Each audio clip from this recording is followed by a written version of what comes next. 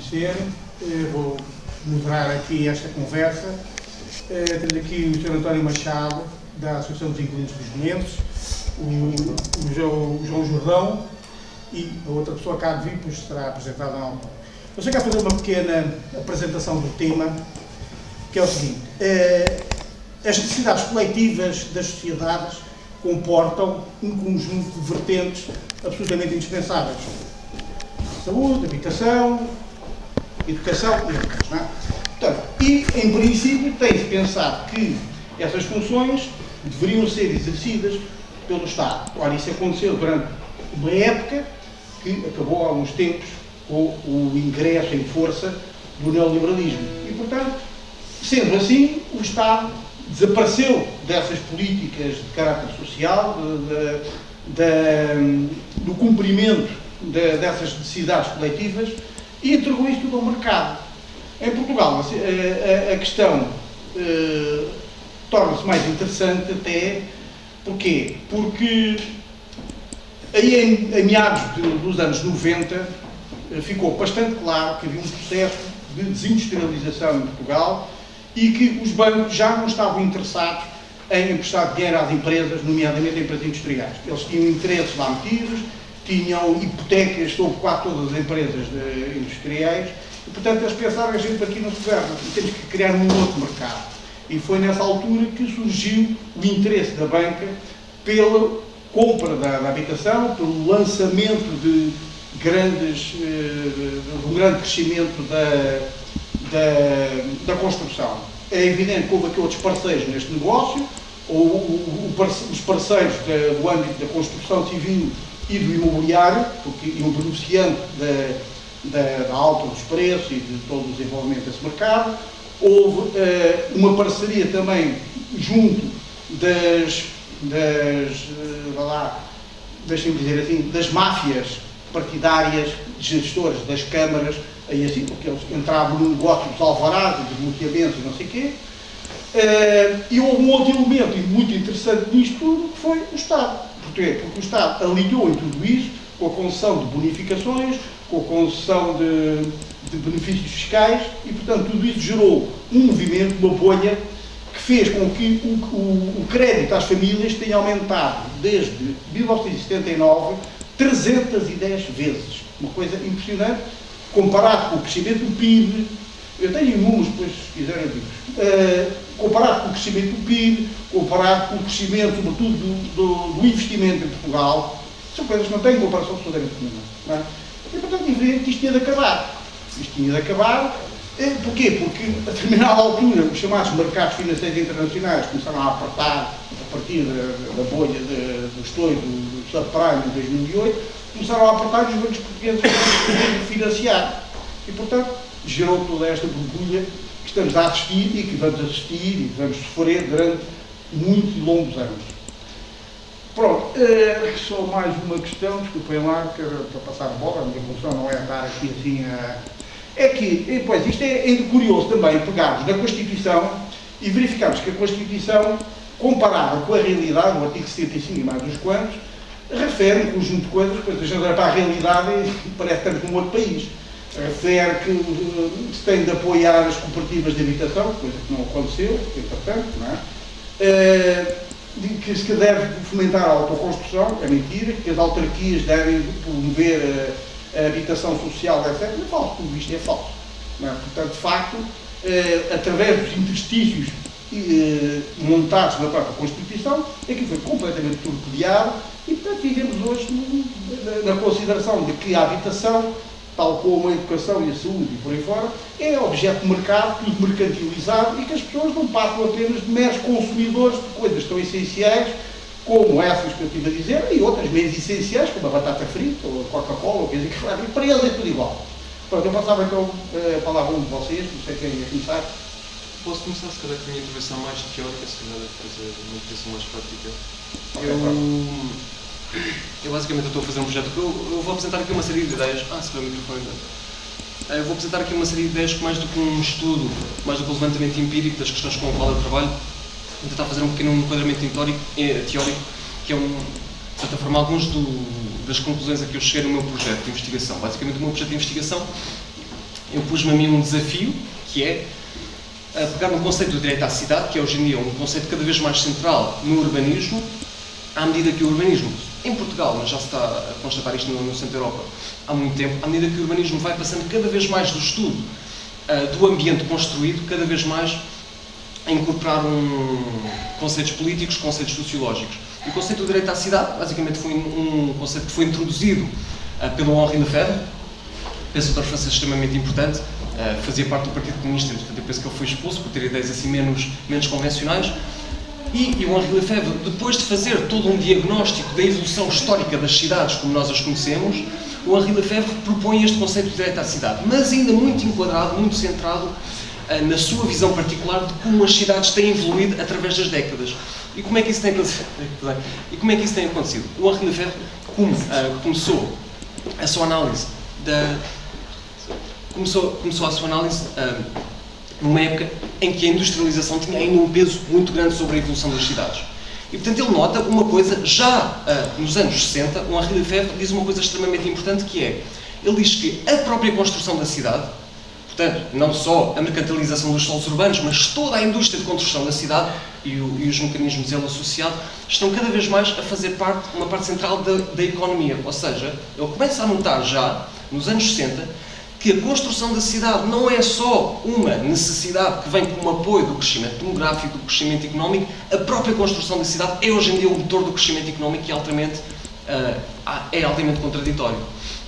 E isto é um diagnóstico que ele faz nos anos 60, que hoje em dia, e em Portugal, é muitíssimo importante quando nós constatamos que uma parte, esta crise financeira que se fala, que não vou entrar muito em detalhe, não quer dizer que eu acredito na narrativa da suposta crise financeira, mas é verdade que em Portugal nós constatamos que a própria expansão da cidade é cada vez mais um motor do crescimento económico, o que depois traz toda uma série de problemas, nomeadamente ligado, se nós tivermos em conta, a destruição do tecido industrial. Bom, isto é uma pequena introdução a de onde é que estas ideias vêm. Portanto, o Lefebvre introduz o conceito de direito à cidade e hoje em dia, Lefebvre sendo mais um filósofo, a pessoa que tem levado o conceito do direito à cidade muito mais à frente é o David Harvey. E o David Harvey chega à conclusão que o direito à cidade não é só o direito a participar ou a ser, digamos assim, a ter vias abertas para participar no sistema. Ele diz que o direito à cidade é o direito de mudarmos a cidade consoante o nosso desejo. É quase como que nós, como seres humanos, não só do ponto de vista do ambiente construído, mas toda a malha política sociológica da cidade deve ser como que um quadro branco que os habitantes depois podem ativamente pintar, digamos assim, no seu dia-a-dia. Portanto, qual é o verdadeiro contributo do direito à cidade? E, por exemplo, comparado com o Vítor Lima falou da Constituição que prevê o direito à habitação, por exemplo. O que o direito à cidade vem adicionar ao direito à habitação, que é, sobretudo, o direito a receber um produto, digamos assim, já feito, é que nós não só devemos ter o direito de receber uma série de benefícios e produtos, nós temos que ter o direito de influenciar e participar ativamente ou até mudar os mecanismos que fazem com que depois constroem os produtos que nós depois não temos o direito a receber. E depois vou saltar um bocadinho para a frente. Eu tento fazer um bocadinho uma crítica a esta ideia de que a cidade hoje em dia e a maneira como ela é gerida é, digamos assim, eu também estou a dizer isto para puxar um bocadinho pelo debate e espero ser um bocadinho controverso, não é? Que esta ideia de que a gestão da cidade está puramente preocupada com a extração do lucro. Eu penso que isto não é verdade. Eu penso que a lógica do lucro está, e nós vemos isto muito da maneira como uma Câmara Municipal e o Estado Central lida com o território, está constantemente subjugada pela lógica do poder, não é? E, portanto, o lucro é muitas vezes uma via para assegurar o poder, nomeadamente de certas entidades. E neste contexto, e fazendo apelo a toda esta evolução da cidade, como resultado da industrialização, eu sobretudo numa tese anterior que eu fiz, onde eu estudei a economia informal, eu diagnostico o que eu chamo uma nova tirania urbana. O pensamento neoliberal, é claro que diz ser enquadrado em toda uma série de sociólogos, vão buscar logo... mas se nós vimos nos tempos modernos, há um pensador que é o herói, nomeadamente o herói assumido, o herói teórico da Margaret Thatcher e do Ronald Reagan, que é um senhor chamado Robert Nozick. E o Robert Nozick tem uma ideia extremamente interessante. Ele diz, e no seguimento de uma série de outros pensadores, eles dizem que no passado nós tivemos Estados que eram muitíssimo opressores, não é?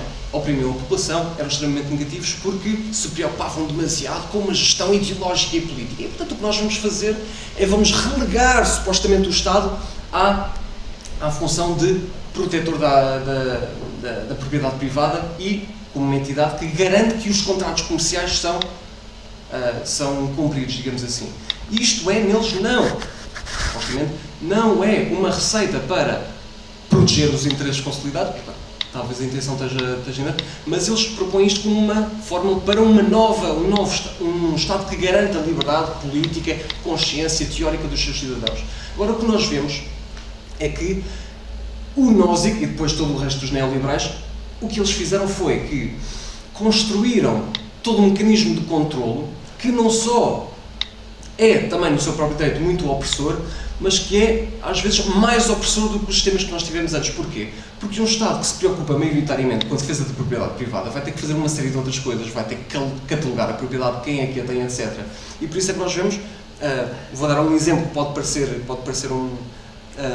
anedótico, mas eu não penso que é, se nós repararmos no Memorando da Troika 2011, falam sobre toda uma série de ajustamentos, propõem que se reduza a educação, reduza a saúde. Um dos únicos setores do Estado que o Memorando da Troika diz que é absolutamente vital reforçar é o quê? É todo o mecanismo fiscal. Portanto, nós temos, para este processo de ajustamento funcionar, nós temos que fazer com que o Estado tenha uma capacidade muito maior de cobrar impostos. E eles dizem depois também é absolutamente essencial lutar contra a economia informal. Porque é que é importante lutar contra a economia informal? Porque a economia informal, por definição, não paga impostos, não é? O que acontece é que durante uma crise as pessoas normalmente refugiam-se na economia informal. Então temos aqui uma grande contradição. É que ao mesmo tempo que propõem uma série de medidas que vão fazer com que a população tenha, infelizmente, que se refugiar na economia informal, o que fazem é que depois tentam reprimir esta mesma economia informal na tal lógica da defesa da propriedade privada, etc, etc.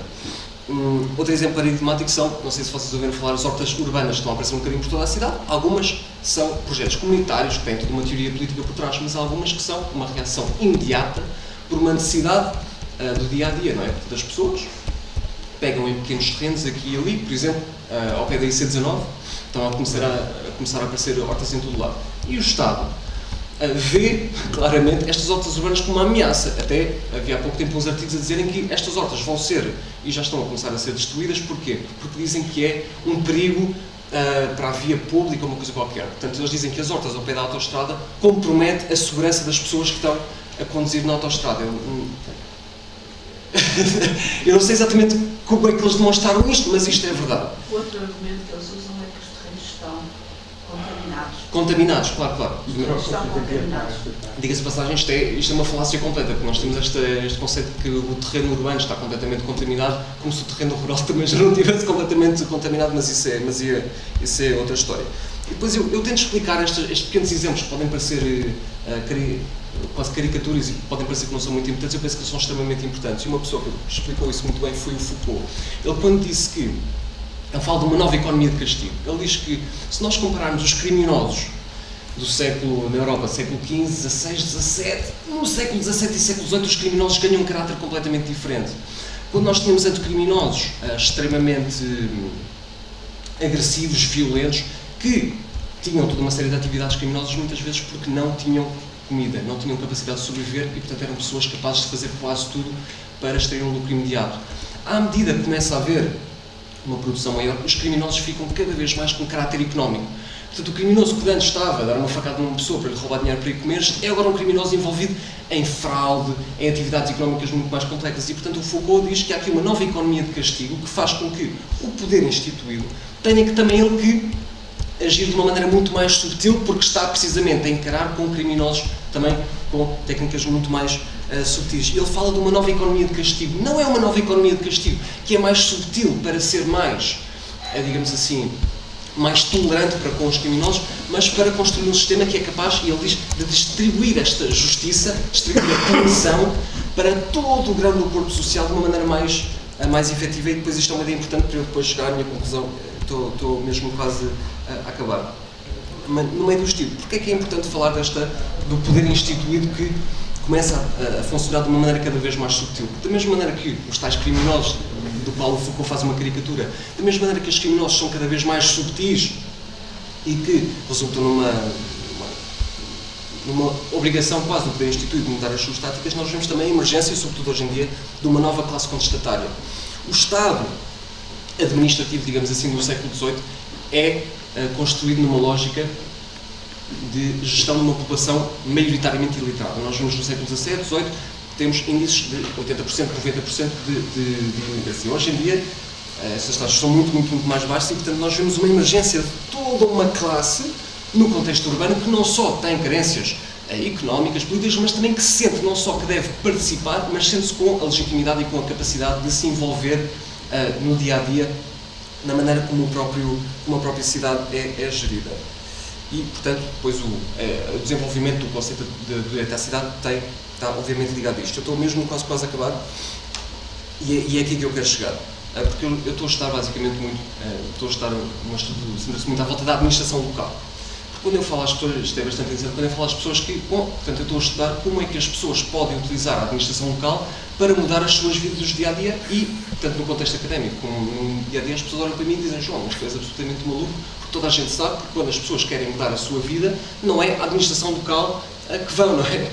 Vão procurar emprego aqui, vão fazer uma petição a tentar mudar as políticas do Estado Central, mas a administração local há quase uma ilusão de que ela está a ser relegada para uma posição de ineficácia, de falta de importância, o que não é verdade. O que não é verdade, eu vou tentar demonstrar isso um bocadinho. O que está a acontecer é que a administração local está a mudar de caráter e está precisamente a conseguir incorporar toda esta economia de castigo mais subtil e está a conseguir, de certa forma, ser uma entidade que policia o território sem, por isso, sem que seja verdadeiramente afetada pela agência da população.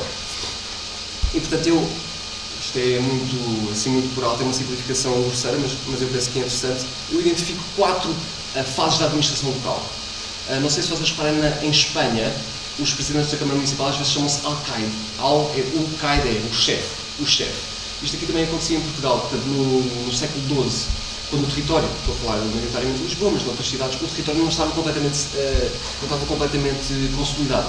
Então, aquilo que nós vemos como a autoridade máxima da administração local, hoje em dia é o Presidente da Câmara. Mas a Câmara era uma entidade subjugada à alcaidaria, que era uma entidade claramente militar. E, portanto, nós tínhamos um alcaide e tínhamos sobre o alcaide uma série de milícias institucionalizadas controladas pelo alcaide menor. Isto é uma história verídica. O alcaide menor, muitas das coisas que eles faziam é que, por exemplo, pegavam numas milícias e circulavam a cidade a confiscar armas. Portanto, havia nesta altura muitas pessoas com espadas, não é? Era uma cidade extremamente violenta, em Lisboa no século XII, XIII, por causa do Porto, muitas pessoas de fora de todo tipo de situações, e mais uma vez o território não estava ainda completamente consolidado. E, portanto, o alcaide menor rondava a cidade e iam, em nome da segurança, claro, iam confiscar as armas que encontravam. Depois pegavam nestas armas e iam vendê-las de volta no mercado. Portanto, utilizavam a confiscação da propriedade que eles diziam que era perigosa para depois arrecadar dinheiro para a própria Câmara Municipal, para a alcaidaria, o que é extremamente interessante. Depois, quando o próprio território já está consolidado, ou seja, a ameaça, cada vez não são grupos semi-armados que questionam a própria, digamos, a supremacia do alcaide, cada vez mais o que é preciso é um policiamento económico. E depois, à medida que a alcaidaria tem que cada vez mais policiar não tanto a atividade violenta, mas cada vez mais a atividade económica, a alcaidaria fica cada vez mais obsoleta.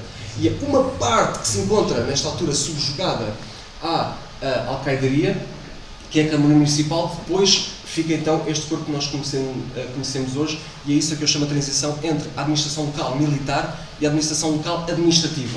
Ou seja, não é uma administração local que se preocupa com a imposição da força, preocupa-se mais em administrar uma série de políticas que vão sendo desenvolvidas. E depois, no século XVIII, por causa da Revolução Liberal, mas sobretudo no século XX, nós vemos a introdução da Câmara Municipal Representativa, ou seja, as pessoas agora têm a capacidade de eleger as pessoas que estão à frente da Câmara Municipal. Eu peço imensa desculpa, também não quase acabar. Eu digo que hoje em dia, depois de termos passado por esta fase representativa, nós estamos na fase participativa, que tem 2 grandes características. Eu digo que nós, hoje em dia, a administração local já não é tanto representativa, é participativa. Conceitualizar um bocadinho a maneira como nós lidamos com o poder e nós temos uma certa dificuldade, muitas pessoas que estão aqui são ativistas, temos uma certa dificuldade em mudar o poder instituído. Portanto, é uma pequena analogia que eu utilizo para demonstrar porque é que este poder instituído é cada vez mais difícil de subverter. Não é porque ele é cada vez mais rijo, mas era precisamente que ele é cada vez mais mais subtil e mais capaz de absorver as nossas iniciativas e vamos tentar.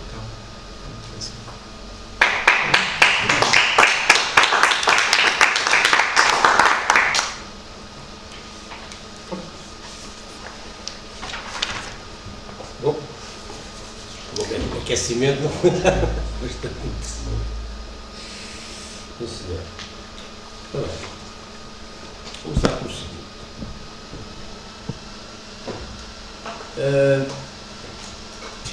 Que habitação temos em Portugal?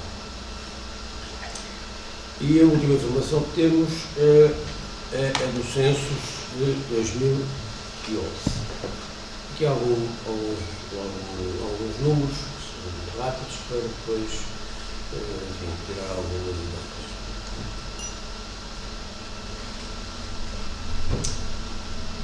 Os alojamentos em Portugal em 2011 eram 5.878.000 metros quadrados.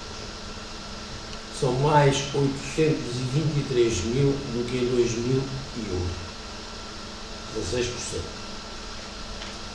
Os alojamentos vagos eram 735.000 contra 544 em 2001, mais 191.000, 35%. Os alojamentos por família em 2001 era 1,38 e em 2011 1,45, mais 5%.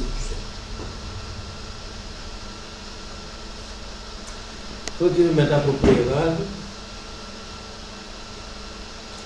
em 2001 havia 3.790 proprietários, em 2011 4.371, mais 581.000, 15%, o que é similar ao aumento do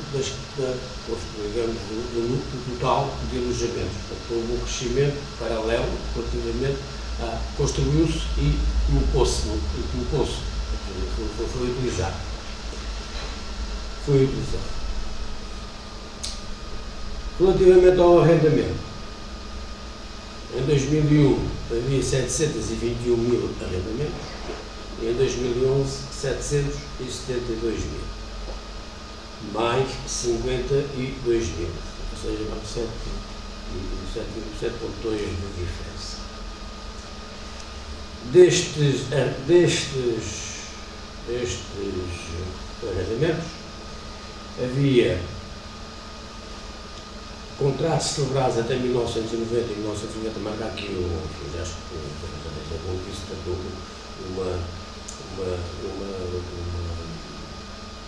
uma data de transição, que é o RAL de 90 até 90, depois o RAL de 90, que altera o conjunto de regra. Havia 440.000 contratos em 2001 e em 2011 255.500, ou seja, menos 185, menos 42%. Praticamente quase metade, uma década foi eliminada, enfim, por circunstâncias várias, não é? Muitos são os falecimentos dos arrendatários. Os contratos celebrados após 91, em 2001 eram 280.000, em 2011 eram 517.000, mais 237.000, ou seja, 84%.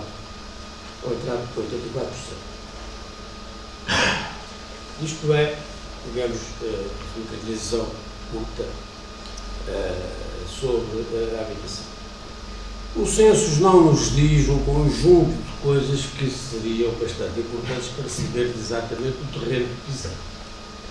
Não diz, no que diz respeito ao arrendamento, aos 255.000 contratos existentes em 2011, os números mais atuais, não nos diz quantos são de habitação pública e propriedade pública e propriedade privada. Não nos diz quem são, digamos, no que respeita à propriedade privada, se são particulares, se são de fundos de investimento, se são de outro tipo de entidades de caráter social, que há muita propriedade nesse plano, etc. Não nos diz também o que é habitacional e o que é junta naturalmente o trabalho. Podemos dizer duas coisas. Pode ter sido propositado não se saber isto, ou pode ter sido descuido dos autores dos estudos do INE, que não, por desconhecimento, por outra razão qualquer, não foram tão longe quanto deviam. Mas, tendo em conta que já em 2004, como se lembram, portanto, houve um projeto de 2003-2004, projetos de alteração do RAL, foram propostas ainda no tempo do governo de Dom Barroso e depois Santana Lopes, uma discussão elevada. Em 2006 houve uma alteração ao RAL, o chamado NARAL, e em 2011 prefigurou-se até com o memorando, já havia, enfim, o PEC 1, PEC 2, PEC 3, etc. Portanto, haveria por parte do poder a necessidade de se saber um pouco mais do que é que se estava a falar antes de haver ao conjunto de alterações legislativas que vão a seguir e que provocaram e provocam neste momento ainda, portanto, uma grande agitação junto dos inquilinos mais idosos do setor não habitacional, também mais antigo, que, enfim, as alterações no conjunto de regras, de rendas e de contratos provoca grandes angústias e preocupações, agora, enfim, é um conjunto de situações graves. Portanto, este é um aspecto que esperemos que no próximo censo as entidades com o poder, não é, cuide de saber melhor do que é que se dá. Naturalmente nós podemos fazer uma outra leitura contrária, no seguimento das palavras do João Jordão, de que o poder, tendo em conta que esta atual legislação, que saiu em 2012, é a perspectiva de estar todo o poder à propriedade e nenhum direito ao utilizador, o que significa um processo de século e meio, não é muito importante conhecer com detalhe toda esta situação, porque, meus amigos, o poder é da propriedade e agora ela própria, não é, vai evoluir no sentido de regrar um conjunto de utilizações e o utilizador, o que necessita de, portanto, sujeita-se a esse conjunto de regras, naturalmente, cada vez enfim, mais apertadas e com menos perspectiva. A lei considera no arrendamento o seguinte: prazos de arrendamento, tanto para o habitacional como não habitacional, de 0 dias, enfim, já não existe neste caso, naturalmente, não é? Até 30 anos. No caso de as partes não chegarem a acordo, ficará por 2 anos. Tal como o RAL de 1990 dizia que, no caso das partes não chegarem a acordo, fica por 5 anos. O que é que aconteceu? A boa moda portuguesa é que as exceções tornam-se a regra. Portanto, passaram a ser os contratos de 5 anos renováveis por 1 a 2 ou 3, não é? E agora são os contratos de 2 anos que, bom, isto cria um conjunto de instabilidades das famílias, não é só por 2 anos, daqui a 2 anos como é que é? E no que respeita ao não habitacional, a coisa ainda é mais séria, porque ninguém monta um negócio, enfim, de determinado tipo, principalmente aqueles que carecem de investimentos relativamente vultosos e de estabilidade, não é de um contrato de 2 anos, é completamente impossível, portanto, ou seja, é anti-económico e anti-social esta legislação. Aí nós a combatermos e reclamarmos a sua revogação e partir para um novo processo legislativo, que discutido, e para o qual eu permiti trazer as nossas propostas, não aqui para, se quiser, só no que respeita à parte do arrendamento e da habitação em geral.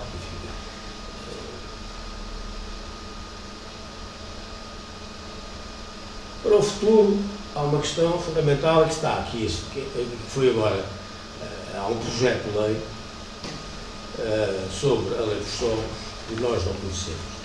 O anterior governo tinha um projeto na qual nós já tínhamos feito uma primeira discussão com a Secretaria de Estado. Colocámos aqui um conjunto de questões que têm a ver fundamentalmente com a questão, que é não só da utilização do solo para urbano, a transição de não urbano para urbano e a questão das mais-valias decorrentes disso. Mas não só. As mais-valias decorrentes do investimento público. Isto é, a título de exemplo, não é? A Amadora construiu-se a estação do metro. E imediatamente, em algum projeto, os terrenos envolventes aumentaram de preço. Quem é que ficou com a mais-valia resultante do investimento público? Foi a propriedade. Isto é, a propriedade sem esforço, apropriou-se de uma mais-valia decorrente do esforço coletivo. O dinheiro público. Se nos lembrarmos, enfim, isto é apenas um exemplo, mas podemos ir para outro. Quando foi anunciado a construção do aeroporto em Alcochete, houve uma correria, enfim, de muita gente a comprar terrenos à roda daquilo, e levou o valor. Entretanto, o aeroporto não vai ser construído, e aquilo que valia 100, passou a valer outra vez, não sei se 20, 30, qualquer coisa, enfim. Houve ali, naturalmente, uma quebra especulativa, não é mau, enfim, quem ia atrás da especulação, que neste caso foi enganado ou deixou-se enganar, mas o problema central é que a questão da habitação começa na utilização do solo. E depois vai pelos projetos urbanísticos. E de facto, durante muitos anos, agora isso já acabou um bocado, durante muitos anos, especialmente a partir dos anos 80, meados dos anos 80, as câmaras começaram a viver, em larga escala naturalmente, antes disso vivia, à conta dos planos de urbanização. Era a sua principal fonte de receita, com todos, enfim, problemas e questões, etc., que levaram isso. E levaram também ao endividamento de muitas câmaras, porque para depois fazer as infraestruturas que os empreiteiros não faziam e para a utilização das infraestruturas que era necessário, depois não recebiam o dinheiro daqui, depois endividavam-se para gerir toda a coisa.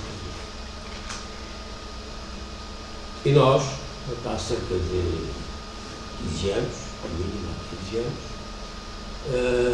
na altura havia um chamado Prémio Recria, o programa de reabilitação urbana, e havia um júri da qual a Associação fazia parte e eu integrei o júri várias vezes, e questão de colocá-los recorrentemente, isto tem que ser alterado. É preciso fazer mais reabilitação e menos construção nova.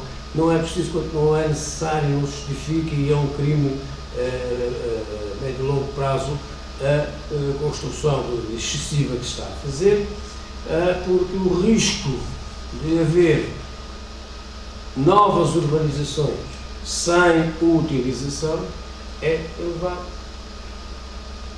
E hoje os conhecimentos, portanto, nós todos devemos toda esta barbaridade.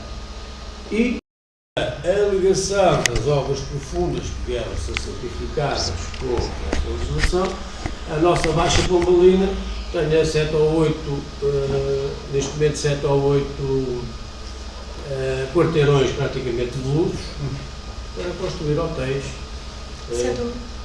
Por isso, por aí. 7 ou 8 que se saiba, fora alguns estejam previstos.